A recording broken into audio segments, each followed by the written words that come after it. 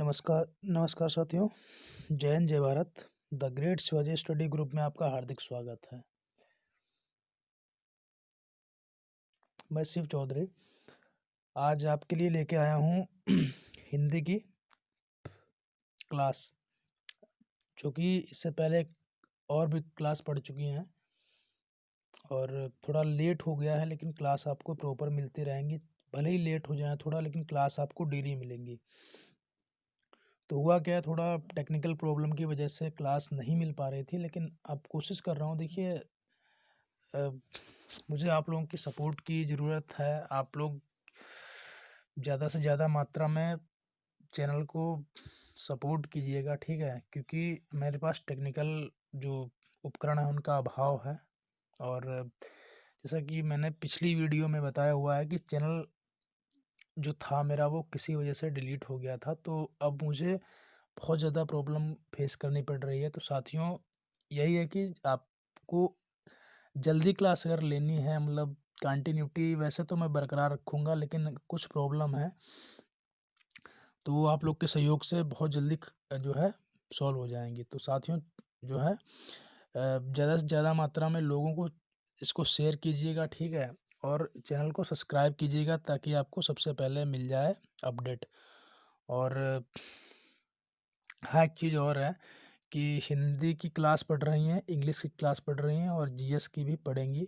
थोड़ा देखना मुश्किल हो रहा है, क्योंकि आप लोग को लगता होगा कि वीडियो बनाना बहुत आसान है या स्टडी करवाना बहुत आसान है।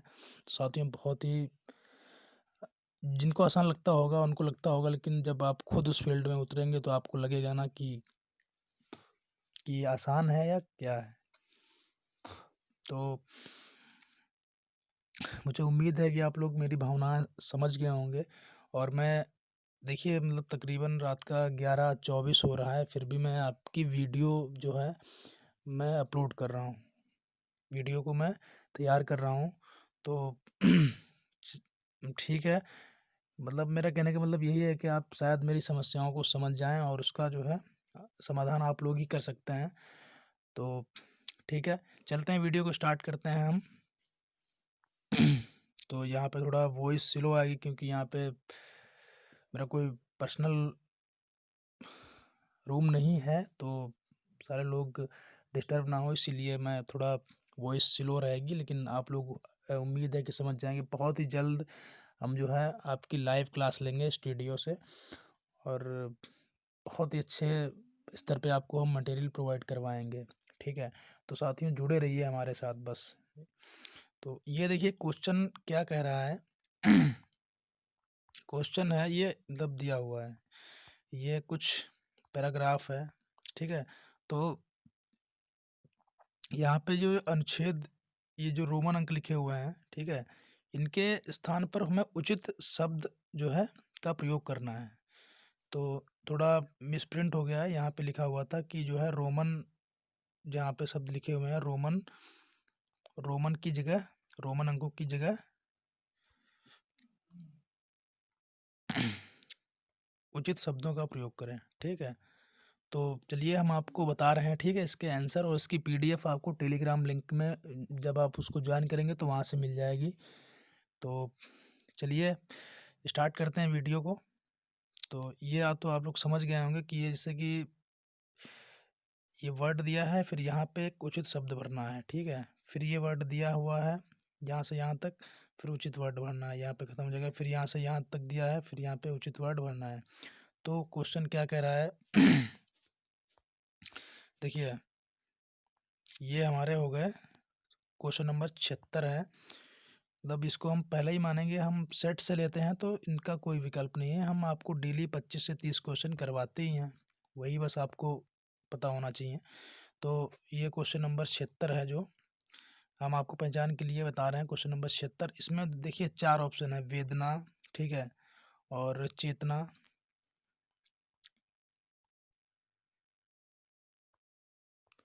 ठीक है साथियों, ये जो है वेदना है, चेतना है, और संवेदना है, और चिंता है।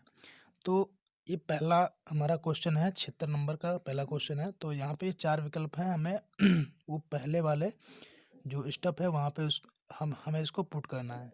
तो हम वहाँ पे इसका राइट आंसर हो जाएगा बी वाला, तो हम बी पुट करेंगे। आई होप आप लोग को सब कुछ समझ में आ जाएगा, बस थोड़ा धैर्य रखिएगा, ठीक है, थोड़ा संयम बनाए रखिएगा। बी हमने चेतना को यहाँ से विकल्प को सही किया है, और अब हम चल रहे हैं अपने क्वेश्चन की तरफ। तो देखिए, साहित्य समाज की हम यहाँ पे रख देंगे चेतना, ठीक है, साहित्य समाज की चेतना को विकसित करता है। आ गई बात समझ में, ठीक है, और ये आपका सॉल्व हो गया। इस तरीके के क्वेश्चन एग्जाम में देखने को मिल रहे हैं। आप लोग ये मत सोचिएगा कि हम वर्णमाला के क्वेश्चन नहीं, इसमें अभी आप लोग के अभी सब आएंगे, ये प्रैक्टिस सेट है, लेकिन ये क्वेश्चन अभी यूपी पुलिस जेल वार्डर का जो एग्ज़ाम हुआ है, यूपी जेल वार्डर का, उसमें देखिएगा हिंदी उठा के इस तरीके की हिंदी आ रही है। हिंदी वो वाली हिंदी भूल जाइए, ठीक है, वो जो हिंदी पहले पढ़ते थे कि जो है मूर्धन्य कंठ, ये सब भूल जाइए।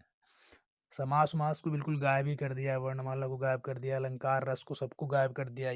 इस टाइप के क्वेश्चन आ रहे हैं एग्जाम में। तो हम वही क्वेश्चन उठाते हैं जो एग्जाम में अब आने की आगामी परीक्षाओं में संभावना है। तो देखिए, तो यहाँ पे हम चेतना हमने पुट कर दिया, और उसका आंसर भी जो है राइट जो है चेतना ही होगा, ठीक है। साहित्य समाज की चेतना को विकसित करता है। क्वेश्चन नंबर हमारा अगला है 77। तो 77 का क्वेश्चन, इसमें इसका हम कौन सा विकल्प वहाँ पे पुट करें जो हमारा सही रहेगा। तो देखिए, इसका हम सी वाला लेंगे यहाँ से। सी वाला हमारा एकदम एग्जैक्ट बैठेगा, सी यानी कि समाज, ठीक है। तो हम यहाँ से समाज को उठा रहे हैं, ठीक है, और हम लेके चल रहे हैं अपने वहाँ पे पुट करने के लिए, ठीक है। तो साहित्य समाज वह है जिसमें, ठीक है, देखिए ये सेकेंड रोमन शब्द है, यहाँ पे क्या हो रहा जाएगा, साहित्य वह समाज है जिसमें,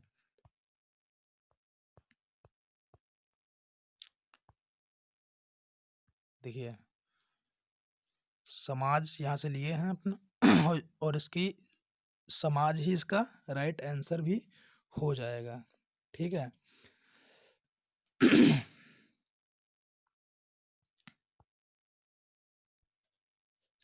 तो बहुत सारे लोग करते क्या हैं कि बोलेंगे यार यहाँ पे तो मतलब समाज कैसे ले सकते हैं, यहाँ पे व्यक्ति वाला आंसर सही होगा कि व्यक्ति अपना चेहरा दिखता है। व्यक्ति नहीं देखेगा चेहरा, ठीक है, यही क्वेश्चन कंफ्यूज करते हैं कि व्यक्ति चेहरा नहीं देखेगा, ठीक है। तो यहाँ पे हम जो है साहित्य व समाज, इसमें समाज अपना चेहरा देखता है, यहाँ पर हम समाज पुट कर देंगे, हमारा जो है आंसर आ जाएगा निकल के, ठीक है, चेहरा देखता है। अब क्वेश्चन नंबर हम अगले पे बढ़ते हैं। क्वेश्चन नंबर अगला है हमारा ये वाला 78 नंबर, ठीक है। तो यहाँ से हम 78 नंबर का जो है प्रतिबिंब उठा लेते हैं, ठीक है, प्रतिबिंबित। तो प्रतिबिंबित हम उठा लेते हैं यहाँ से, इसका ये इसका राइट आंसर है। तो साहित्य वह है, ठीक है, साहित्य वह है जो समाज की शोभा, उसकी यश, संपन्नता एवं मान मर्यादा को, यहाँ पे हमने क्या लिया था, प्रतिबिंबिता, ठीक है, एक बार फिर देख लेंगे। प्रतिबिंबित जो है प्रतिबिंबित, ठीक है, प्रतिबिंबित है, तो मान मर्यादा को प्रतिबिंबित, ठीक है। प्रतिबिंबित का मतलब होता है प्रतिबिंबित का मतलब होता है कि जो है दर्शाना, ठीक है। तो उसको वो क्या करता है, समाज की जो है साहित्य ही वह है जो समाज की शोभा, यश, संपन्नता एवं मान मर्यादा को प्रतिबिंबित यानी कि उसको दर्शाता है। इस तरीके का आपका बन जाएगा क्वेश्चन, ठीक है। तो हम क्वेश्चन नंबर ये हमने ख़त्म कर दिया। क्वेश्चन नंबर हम 79 पे बढ़ रहे हैं। तो 79 क्वेश्चन क्या है, कह रहा है, तो 79 का हम जो है उठाएंगे यहाँ से साथियों, ये आत्मा वाला, ये इसका राइट आंसर है, और हम बढ़ेंगे अपने अगले क्वेश्चन पे, आत्मा, ठीक है।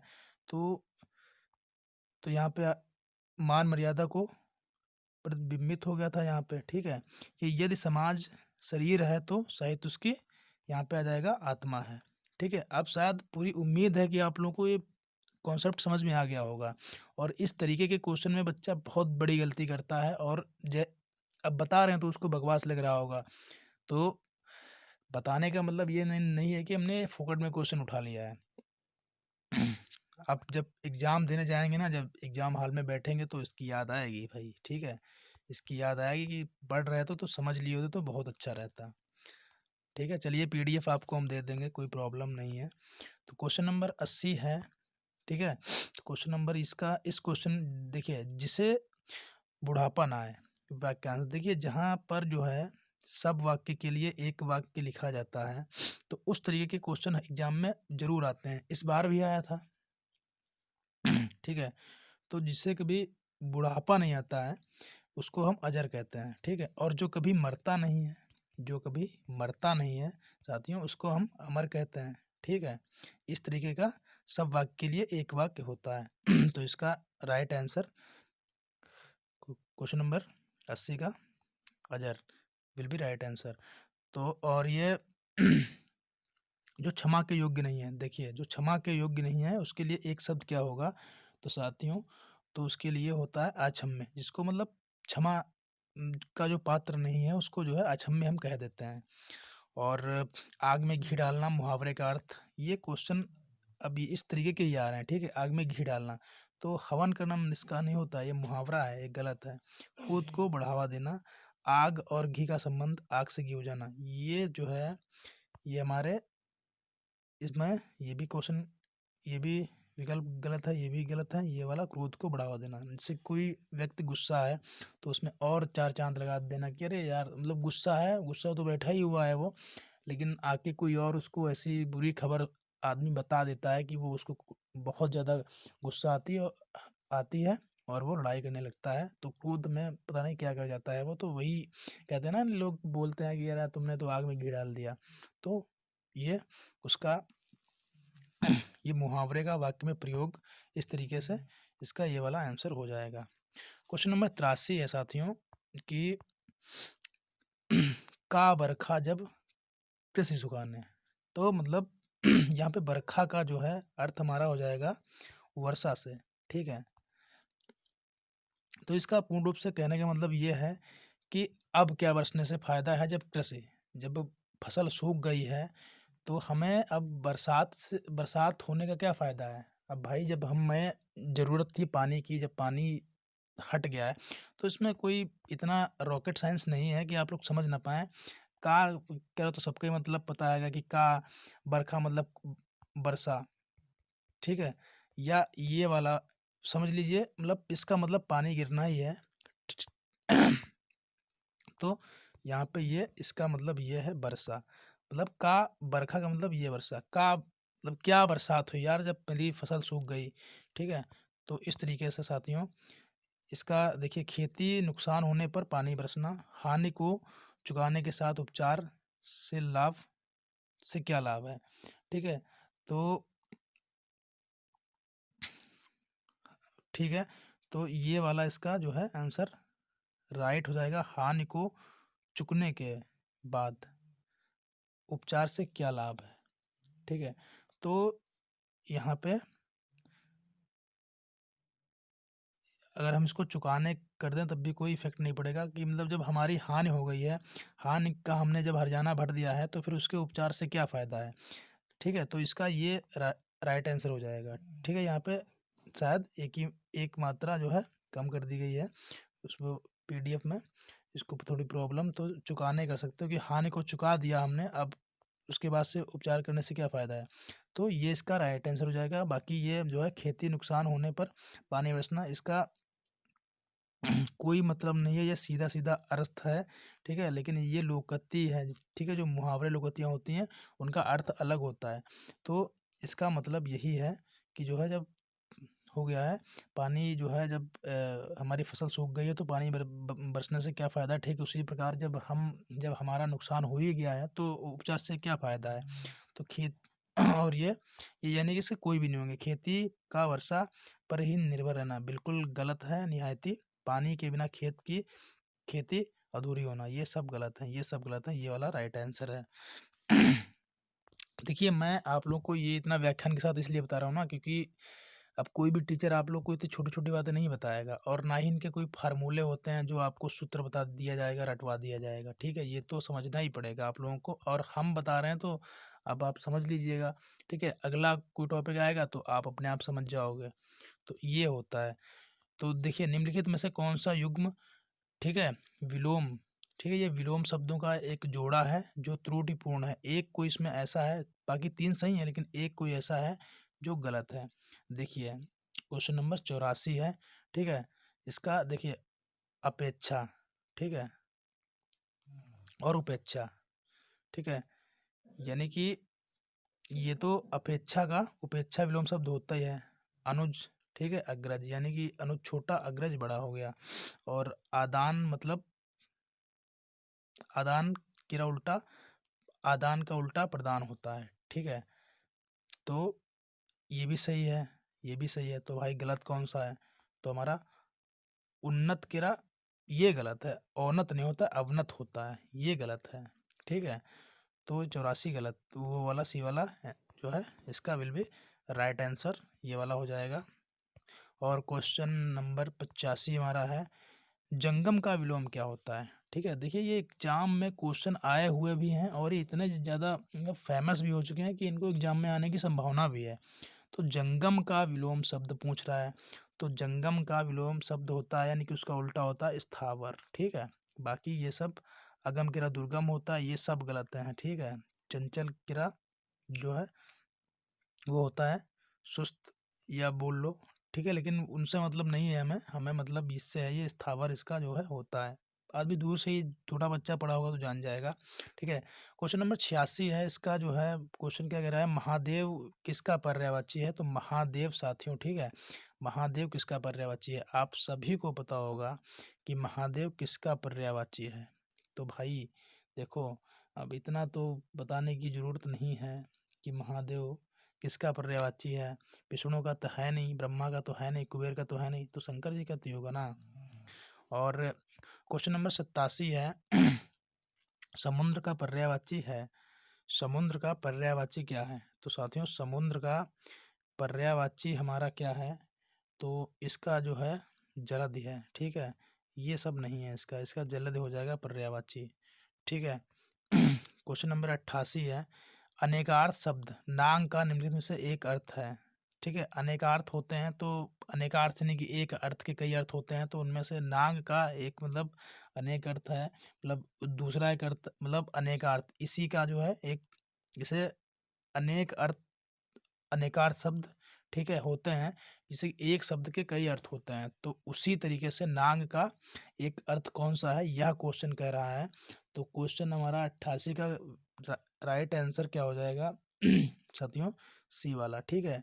ये नाग का जो है अनेकार्थी शब्द एक हाथी हो जाएगा। अब बहुत बच्चे कंफ्यूज होंगे, सर इसका हाथी कैसे हो जाएगा? तो साथियों देखिए, हाथी का जो है, नाग का जो है अनेकार्थी शब्द जो है हाथी भी होता है, ये आप सर्च कर सकते हैं, आपको मिल जाएगा, ठीक है? इसमें कोई प्रॉब्लम नहीं है, ठीक है? क्योंकि ये चीज़ें कोई रटाने मतलब वो नहीं है आप लोग, क्योंकि हम आपको मतलब फार्मूले से बता सकते हैं, इनका जो राइट और जो कॉन्सेप्ट जो है इनका है, उसी तरीके से जो पढ़ा गया है, जो लिखा गया है, वही हर टीचर वही बताएगा। इसका हाथी आंसर हो जाएगा, ठीक है? नाग का अनेकार्थी। तो और क्वेश्चन नंबर 89 है, वर्ण का कौन सा एक अनेकार्थी शब्द नहीं है? देखिए वहाँ पे था अनेकार्थी है, यहाँ पे अनेकार्थी नहीं है, तो 89 का साथियों हो जाएगा, ठीक है, वर्णन करना, ठीक है? देखिए, वर्ण का मतलब अक्षर भी होता है, रंग भी होता है, शब्द भी होता है, लेकिन वर्णन करना, ठीक है, इसका मतलब होता है व्याख्या करना, तो ये भी इसका निहायत ही गलत, ये मिल नहीं रहा है, तो यही हमारा आंसर हो जाएगा, ठीक है, क्योंकि उसमें नहीं पूछा गया है। क्वेश्चन नंबर 90 है साथियों, अध्ययन प्राप्त करने वाला वाक्यांश, अध्ययन प्राप्त करने वाला वाक्यांश के लिए एक शब्द है, यानी कि एक शब्द, सब वाक्यों के लिए एक शब्द, अध्ययन प्राप्त करने वाला, ठीक है? अध्ययन जो प्राप्त करता है उसे क्या कहते हैं? जो अध्ययन प्राप्त करता है, अध्ययन प्राप्त कराने वाला, ठीक है? अध्ययन जो प्राप्त कराता है, ठीक है? अध्ययन वो प्राप्त कर नहीं रहा है, प्राप्त करवा रहा है, ठीक है। तो ये जो आप समझ सकते हैं कि एक अध्यापक ही है जो अध्ययन जो है बच्चों को प्रोवाइड करवाता है, प्राप्त करवाता है, ना कि उपाध्याय करवाता है। गुरु भी करवाता है, लेकिन यहाँ पे सबसे ज़्यादा हमें मोस्ट जो है हमें यह मिल रहा है, ये वाला आंसर जो है एकदम करेक्ट है। इन सब में सबसे सर्वश्रेष्ठ यही आंसर इसका है, ठीक है। और यही माना जाएगा, यही आयोग भी मानेगा, और इसको भी आपको भी मानना है, ठीक है। और यही आंसर है कुल मिला के। और क्वेश्चन नंबर 91 है साथियों हमारा। जो दूसरों के अधीन हो उसके लिए एक शब्द क्या होगा, ठीक है। देखिए, दूसरों के अधीन जो सात लोग होते हैं उनको पराधीन कहा जाता है, ठीक है। दास नहीं कहते हैं। शत्रु तो पता ही होता है कि दुश्मन होता है, सेवक नौकर होता है, और दास जो तब समझ रहे होंगे आप। दास दास होते हैं जो एक मतलब किसी के दास बन जाते हैं, ठीक है। मतलब किसी के ऊपर किसी व्यक्ति के वो इतने ज़्यादा मतलब फैन बन जाते हैं, एक मतलब उस भाषा में अगर देखा जाए तो इतने ज़्यादा उसके चाहते हैं, मतलब उसको चाहते हैं कि वो कहते हैं ना कि यार तो उसका तो दास हो गया ये, तो उस ये वही वाला दास है। और जो दूसरों के अधीन है उनको पराधीन कहते हैं। तो इसका आंसर जो हो हमारा साथी हो जाएगा वो ए हो जाएगा, ठीक है। क्वेश्चन नंबर 92 है, जिसके हृदय पर आघात हुआ हो, ठीक है, उसके लिए वाक्य एक वाक्य क्या होगा, ठीक है। तो देखिए, जिसके हृदय पर आघात हुआ हो साथियों, तो उसको हम कहेंगे मर्माहत, ठीक है। ये इसका जो है राइट आंसर हो जाएगा। और ठीक है, देखिए आंसर की हमने दे दी है, ठीक है। किसी को कोई प्रॉब्लम हो तो यहाँ से देख सकता है। और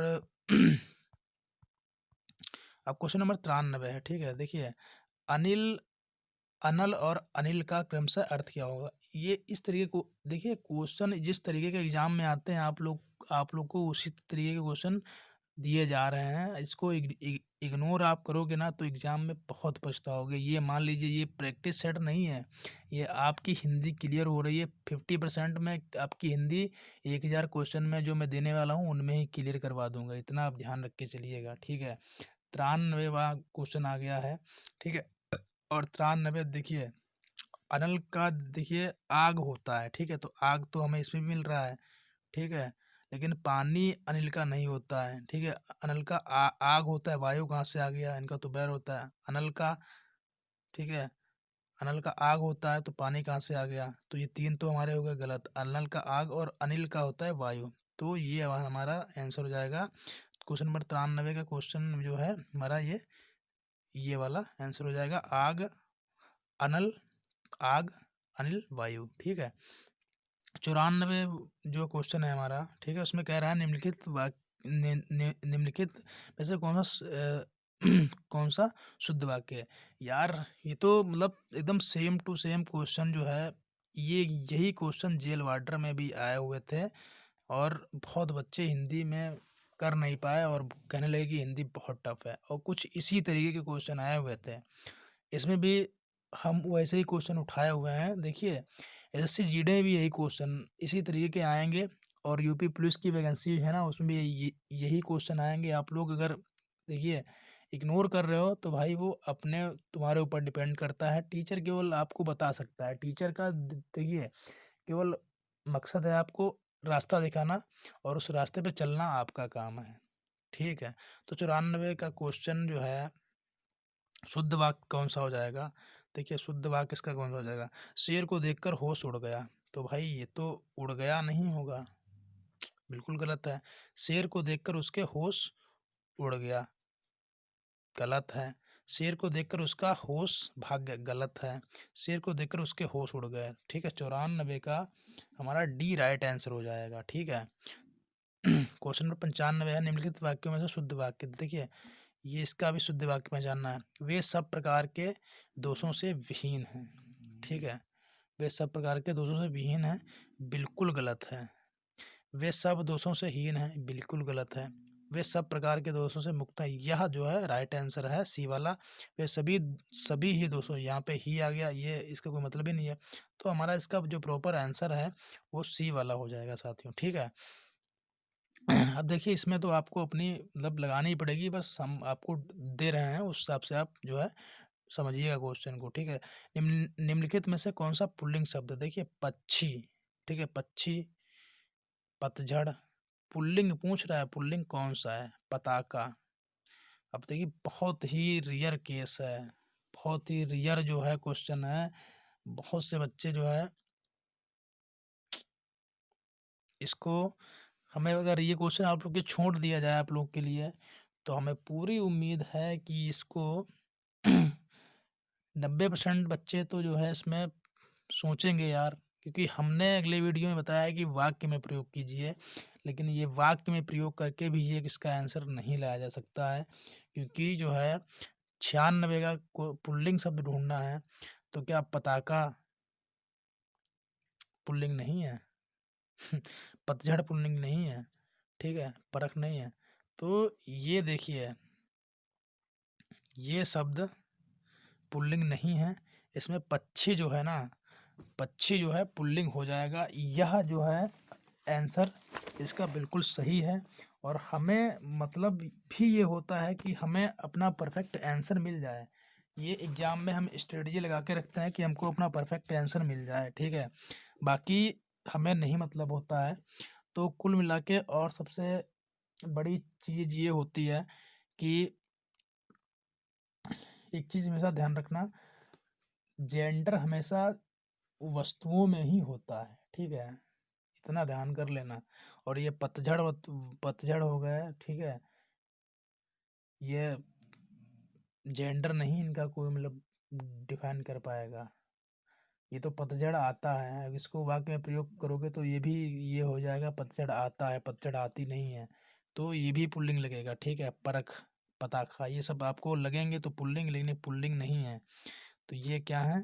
ये सब जो है स्त्रीलिंग भी इनको हम नहीं कह सकते हैं फिलहाल अभी, क्योंकि ये इसका हमारा आंसर ये वाला ए वाला हो जाएगा, ठीक है।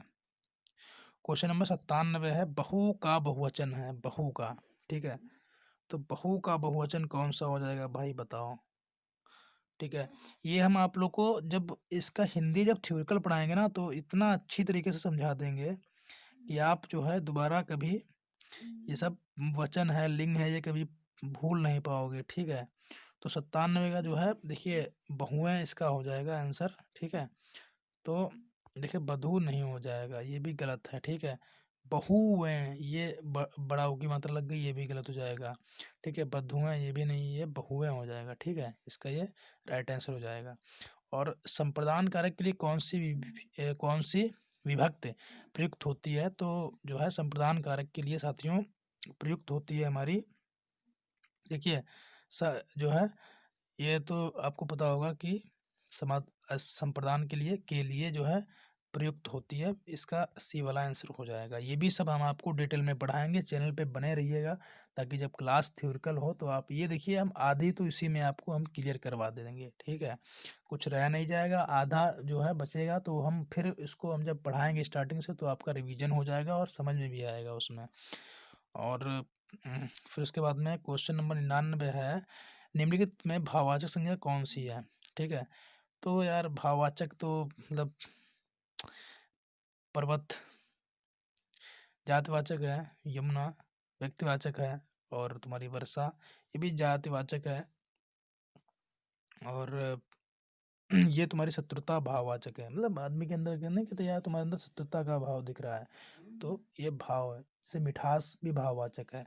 तो इस तरीके के जो है ये भाववाचक हो जाते हैं, ठीक है। नित्यानंद का संधि विच्छेद क्या होगा? देखिए नित्यानंद का, ठीक है। तो नित्यानंद का साथियों जो है संधि विच्छेद हो जाएगा नित्य धन आनंद, ठीक है।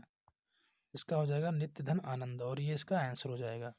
तो साथियों क्लास कैसी लगी आपको?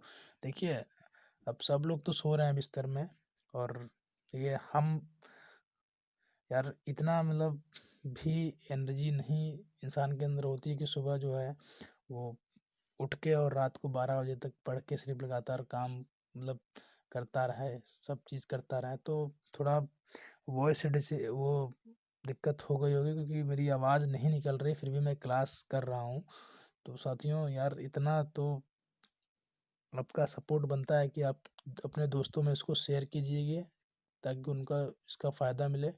और हम आप लोग के लिए बहुत जल्द ही लेके आने वाले हैं लाइव क्लासेस, ठीक है। तो साथियों ठीक है, चलते हैं। वीडियो अगर अच्छी लगी हो और कुछ पे कुछ मतलब लग रहा हो कि मैं मेहनत कर रहा हूँ, तो साथियों चैनल को सब्सक्राइब कीजिएगा, ठीक है, और वीडियो को लाइक कीजिएगा। मिलते हैं अगली वीडियो में, तब तक के लिए जय हिंद, जय भारत।